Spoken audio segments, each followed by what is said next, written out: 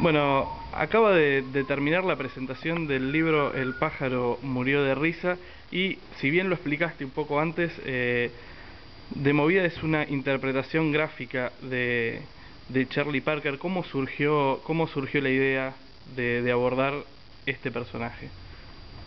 Yo he hecho otros libros dedicados a otras personalidades parecidas y yo ya conozco el mecanismo.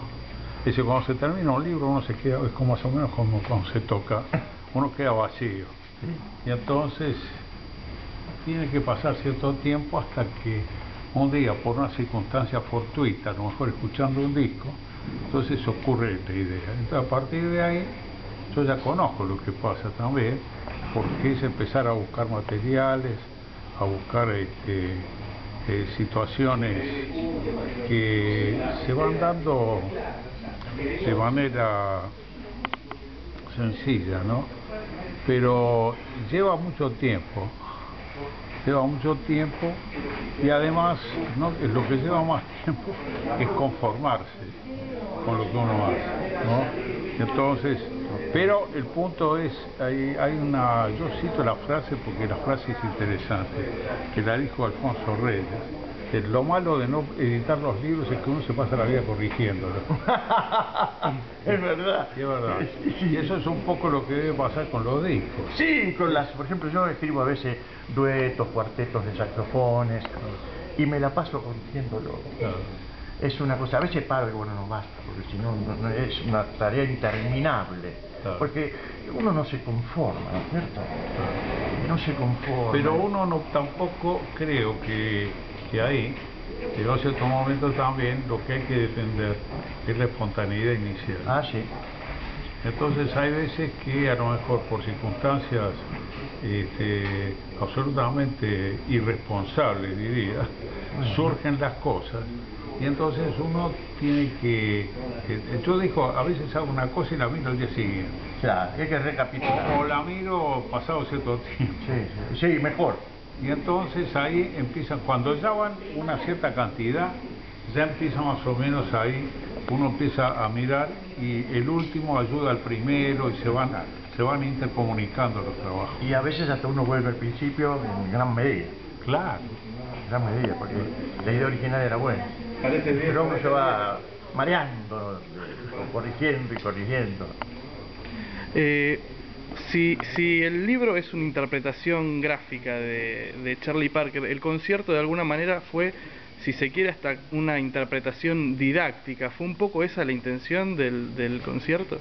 No sé en qué medida, pero la intención es tener un respeto, un homenaje a Charlie Parker, que para mí fue un genio con todas las letras, porque yo siempre digo que cuando uno habla de jazz tiene que hablar como en la historia de Occidente, antes y después de Cristo, bueno, antes y después de Parker, porque es así. Parker fue un genio que Gandini dijo el otro día, un gran músico, Gerardo Gandini dijo, si Parker dice es como Beethoven, lo que pasa es que se dedicó a otra cosa. Menchi, ¿por qué elegiste para el título del libro ese momento en la vida del Parker, el momento final cuando él muere mirando el programa de televisión de los hermanos Dorsey? Porque me parecía que es decir, esto es una cosa que no está para ser mirado como en la historiografía de Parker. Es un asunto menor, de algún modo.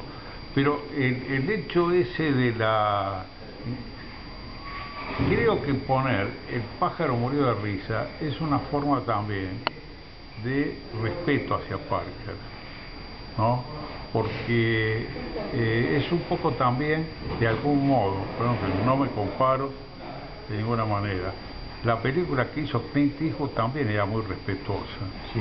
porque no aludió ni se metió con las partes patéticas de su vida. Y yo en esto tampoco tenía ninguna intención de herir a nadie, y mucho menos a Parker con lo que ya era obvio, ¿no? Entonces, la anécdota es real. Parker estaba mirando a un malabarista argentino. ¿Ah, sí? Sí, era un malabarista argentino que estaba jugando con ladrillos y que entonces los ladrillos parecían que siempre alguno podía caerse. Y entonces entró así en un ataque de risa y el ataque de risa derivó prácticamente en un infarto y se murió. Claro, estaba tan enfermo que podía morir de un resfrío. Claro, podía morirse incluso de otra manera, Sí, pero, sí. pero circunstancialmente Estaba muy mal. sirvió para que un ataque de carcajadas terminaran con su vida. ¿Hubo alguna grabación de Parker en particular que te sirvió como inspiración para el libro? Todas. Claro. Todas. No, yo no, en ese caso yo no la verdad que no me caso con ninguna. Toda la obra de Parker, incluso eso comenté cuando Carlitos me dio la palabra, esa grabación hecha en Washington, con un conjunto de todos blancos eran. Y él le corregía los tonos a los tipos que estaban tocando, una cosa sorprendente. Es decir, tenía no solo oído absoluto, tenía Inspiración absoluta. intuición absoluta también. Bueno, reconoce Dizzy Gillespie que muchas cosas él las aprendió de Parker. Y mirá que Gillespie es grande también, muy grande. Pero reconoce que en algunos aspectos Parker lo ayudó, le mostró cosas y le dio posibilidades para improvisar, para extender, digamos, ¿no es cierto?, la improvisación más allá de los acordes básicos. Claro. Genial. Hugo, vos que también sos docente, ¿por dónde empezar a escuchar a Parker y por qué escucharlo? Es una pregunta difícil. ¿Por qué? Porque yo pienso que es importante escuchar el jazz desde casi las raíces. Es muy importante. Entonces yo, por ejemplo, seguí un proceso natural. Yo por mi edad, lo primero que escuché fue Armstrong, los conjuntos Dixieland, los conjuntos de swing, los solistas como Johnny Hodges, Coleman Hawkins, Ben Webster, Benny Carter, Bunny Berrigan, Goodman, Artillot. Y cuando mi papá, que yo tendría unos 14 años, hacía 4 años que estaba estudiando música, me trajo unos discos de Parker, no entendí nada y no me gustó en ese momento. Bueno, pasó el tiempo, los fui escuchando y me atrapó y me hice Parker adicto.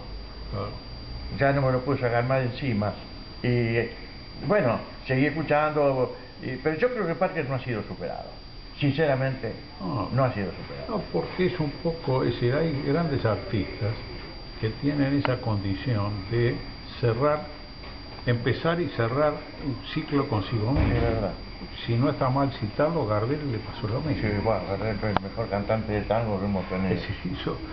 Inventó un género y lo terminó. Él lo inventó, porque creo que fue uno de los primeros, si no fue el primero, en grabar los tangos, que eran instrumentales, lo grabó cantándolo. Y acá hay una cosa que hay que explicar.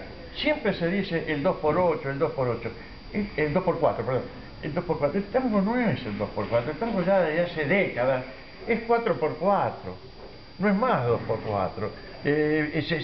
Tuvieron que hacerlo más lento para que entraran las letras. Claro. Si no, no entraban las letras. Entonces, al cambiar del tempo, ya no es más 2x4, es un 4x4, 4x8, primero después 4x4. Yo le cambiaría el nombre, perdónenme, a la radio. Le pondría a la radio de tango, no sé qué, pero no del 2x4, porque no es así, técnicamente no es así. Perdón esta digresión, pero me entusiasmo. No, buenísimo. Bueno, muchachos, les agradezco muchísimo. Gracias por los muchachos. Eso, no. Como decía, más muchachos era usted. Eso yo le digo cuando me dice el maestro. Yo más maestro será usted.